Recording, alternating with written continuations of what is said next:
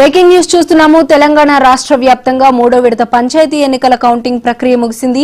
ఉదయం నుండి ఓటర్లు ఉత్సాహంగా ఓటు హక్కు వినియోగించుకోగా మధ్యాహ్నం 1 గంట సమయానికి క్యూలైన్లో ఉన్నవారికి మాత్రమే అధికారులు ఓటు వేసేందుకు అవకాశం కల్పించారు. మొత్తం 3752 సర్పంచ్ పదవులకు 28410 వార్డు స్థానాలకు జరిగిన ఈ ఎన్నికల పోలింగ్ సరళిపై సర్వత్రా ఆసక్తి నెలకొంది. పోలింగ్ ముగిసిన అనంతరం మధ్యాహ్నం 2 గంటల నుంచే ఓట్ల లెక్కింపు ప్రక్రియను ప్రారంభించారు. గ్రామాల్లో విజేతలు ఎవరనేది మరికొద్ది గంటల్లోనే తేలనుండటంతో అభ్యర్థుల్లో ఉత్కంఠ నెలకొంది. లెక్కింపు కేంద్రాల వద్ద ఎటువంటి అవాంఛనీయ సంఘటనలు జరగకుండా పోలీసులు భారీ భద్రతను ఏర్పాటు చేశారు. నేటితో పంచాయతీ ఎన్నికలు ముగుస్తాయి.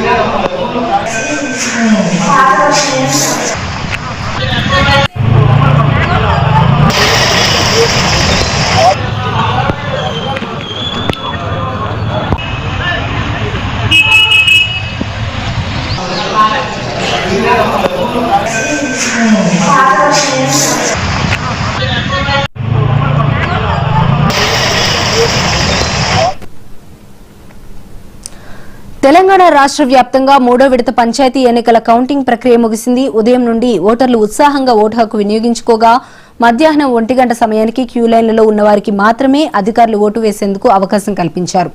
మొత్తం 3752 సర్పంచ్ పదవులకు 28410 వార్డు స్థానాలకు జరిగిన ఈ ఎన్నికల పోలింగ్ సరళిపై సర్వత్రా ఆసక్తి నెలకొంది. పోలింగ్ ముగిసిన అనంతరం మధ్యాహ్నం 2 గంటల నుంచే ఓట్ల లెక్కింపు ప్రక్రియను ప్రారంభించారు.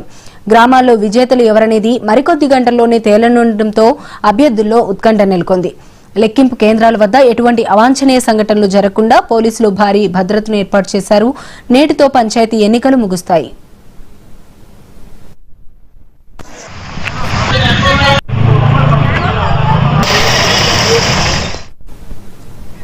తెలంగాణ రాష్ట్ర వ్యాప్తంగా మూడో విడత పంచాయతీ ఎన్నికలు ఈ రోజుతో కంప్లీట్ అయిపోయాయి. ఇక సాయంత్రానికి అన్ని పంచాయతీలకు సంబంధించిన రిజల్ట్ కూడా వస్తుంది. ఇక ఇదే అంశంకి సంబంధించి మరింత సమాచారం మా ప్రతినిధి శ్రీనివాస్ అందిస్తారు. శ్రీనివాస్, చెప్పండి, కంప్లీట్ గా మొత్తం ఎలక్షన్ అంతా కూడా కంప్లీట్ అయిపోయిందా? ఇంకా కొన్ని ప్లేసెస్ లో ఏమైనా కంప్లీట్ అవ్వాల్సి ఉందా?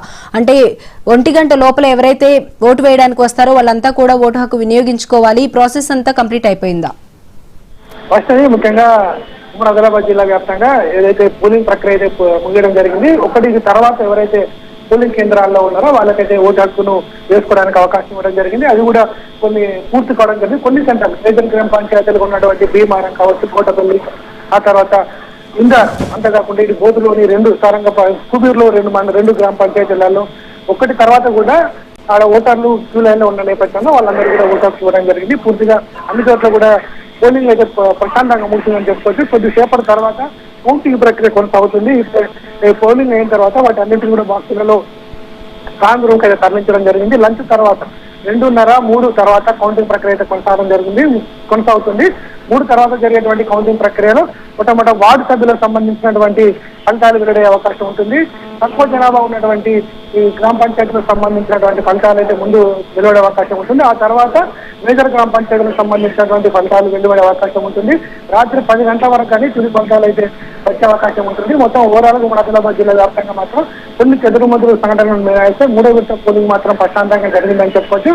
ఓటర్లు కూడా మూడో విడత, మొదటి విడత, రెండో విడత అంటే మూడో విడతలో కూడా పెద్ద సంఖ్యలో ఓటర్లు అయితే ఓటర్లను వినియోగించుకోవడానికి ఆసక్తి చూపడం జరిగింది. ఉదయం నుంచి కూడా పోలింగ్ బూతులకైతే పెద్ద సంఖ్యలో ఓటర్లు వచ్చేసి ఓటు హక్కును వినియోగించుకొని తమ వ్యవసాయ పనులకు వెళ్ళేటువంటి ప్రక్రియ కొనసాగించారు. ఉదయం 11 గంటల వరకే 50% పైగా పోలింగ్ అయితే ఇటు మంచిర్యాల, నిర్మల్ జిల్లాలో జరగడం జరిగింది. ఆసిఫాబాద్ జిల్లాలో కొంచెం మొదటిగా పోలింగ్ జరిగిన మధ్య 11 తర్వాత పోలింగ్ ప్రక్రియ అయితే వేగవంతంగా పుంజుకోవడం జరిగింది. అక్కడ కూడా పెద్ద సంఖ్యలో ఓటర్లు ఓటు హక్కును వినియోగించుకోవడం జరిగింది.